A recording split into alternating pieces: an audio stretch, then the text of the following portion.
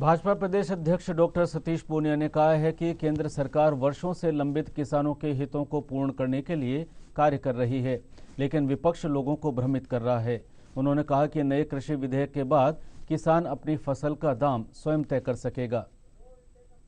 प्रधानमंत्री जी ने स्पष्ट कर दिया कि न्यूनतम खरीद की दर जारी रहेगी और संविदा खेती किसान की शर्तों पर होगी। किसान की जमीन से कोई छेड़छाड़ नहीं कर पाएगा। 55 वर्षों तक शासन के बाद अब कांग्रेस को किसानों की सुध आई है।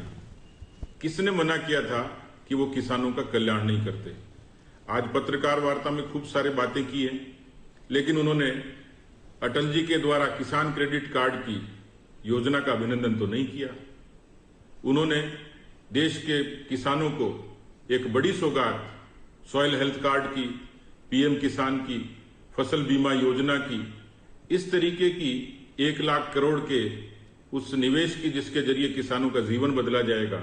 और अब जो किया कि देश में किसान अपनी फसल को अपनी कीमत पर अपनी मर्जी से कहीं बेच सकेगा, यानी एक तरीके से किसान आजाद हुआ। मंडियों के बारे में भ्रम फैलाया, मंडियां खत्म नहीं होंगी। जो लोग मंडी से व्यापार करना चाहेंगे वो उसके लिए स्वतंत्र हैं।